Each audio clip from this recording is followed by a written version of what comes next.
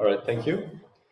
My name is Philipp. I'm a PhD student from the Medical University of Vienna, and I'm going to present to you our work about tumor localization in glioma patients by 7 Tesla MR spectroscopic imaging and 3 Tesla MR fingerprinting. So as we all know, MRI is very important for glioma imaging. It's often used for diagnosis, grading, delineation of, as we mentioned in the previous session, also in AI.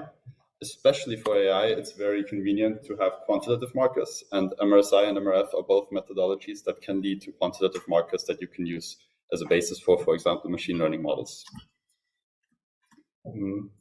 At the Medical University, we conduct a 7 Tesla MRSI study on tumor patients for the last 5 years.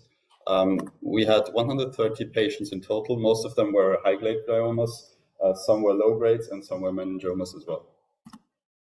We also conducted a 3 Tesla MRF study with an overlapping cohort between 2019 and 2020. So the opportunity presented itself to compare those two modalities in the patients we had. Just to quickly summarize how MRSI works, because I think most of you probably aren't aware of the details. So essentially in MR spectroscopy, you acquire and analyze a spectrum, and the result is a list of metabolites, and you know how much of the specific metabolites are in your signal. And MRSI does the same thing, just not in a single voxel, but in multiple voxels over the whole brain. And the result are metabolic maps. So here, for example, you have the neurotransmitter glutamine on the left, and you can see how it's distributed over the brain. In the middle, you can see glycine. Also, you see a hotspot in the tumor for glycine. And on the right, you see a contrast-enhanced T1 weighted image. The metabolites that we looked at for this work were mostly the ratios between choline and NAA, which is a clinical marker. So it's basically the clinical standard. We also looked at glutamine to total NAA. We looked at glycine to total NAA and inositol to total NAA because they proved to be good markers in previous studies.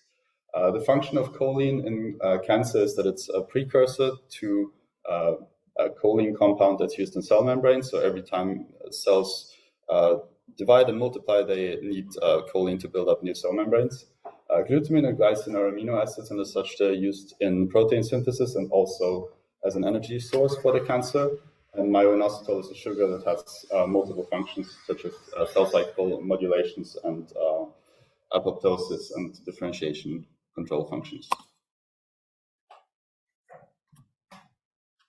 MR fingerprinting, on the other hand, is basically a sequence where you can just run one sequence and get a T1 map and a T2 map out of it. So not just a weighted image, but actually maps where in every single voxel you have a T1 time and a T2 time given.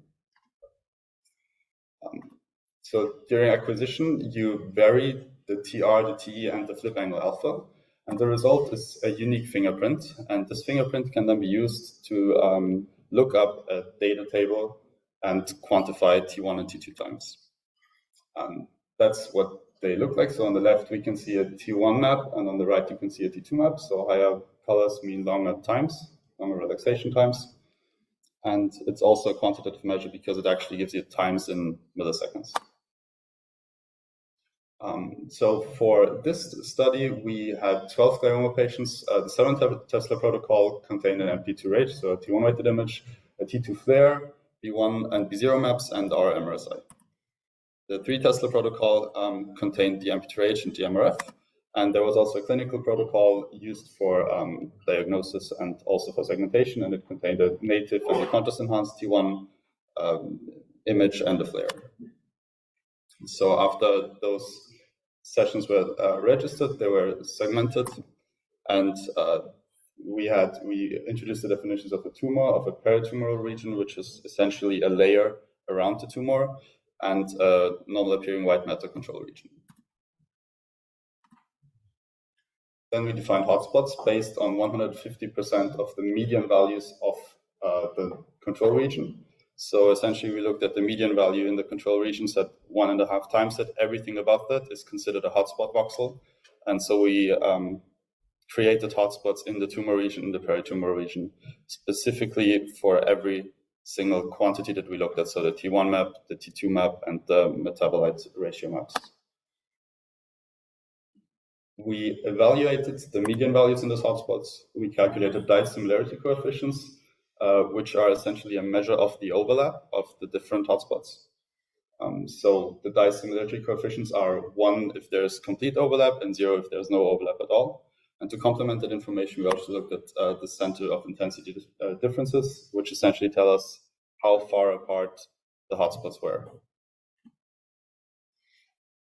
For the results, here are some example spectra. So on the left, we can see a normal appearing white matter voxel with different peaks. So for example, you can see choline, you can see creatine, you can say NAA and NAAG. At 7 Tesla, you can separate the two. And on the right, you can see a tumor voxel, and the tumor voxel has differing levels of metabolites. So the NAA decreases, choline increases, stuff like that. Here's an example data set. So you can see on the left 3 metabolic ratio maps. Then you can see the MRF T1 and T2 map. And on the right, you can see the 7 Tesla T1 weighted image, the 7 Tesla flare, and the segmentation. So you can see there the hotspots coincide with our segmentation in general, and we quantified that. So the median values for the relaxation times in the tumor hotspot and the peritumoral hotspot were around 1700 milliseconds. They were very similar. They didn't vary statistically significantly. For the metabolite ratios, on the other hand, there was a statistically significant deviation between the tumor and the peritumoral region. Yes. We decided not to compare the tumoral or the peritumoral region to the normal appearing white matter region because it wouldn't make any sense due to the fact that we just thresholded the data to get to the tumor and the peritumoral numbers. So of course they're significantly different. We also looked at the medians for the low grade and the high grade gliomas that we had in our study, but the cohort was very small, so that it doesn't really make sense to look at it too much. The dice similarity coefficients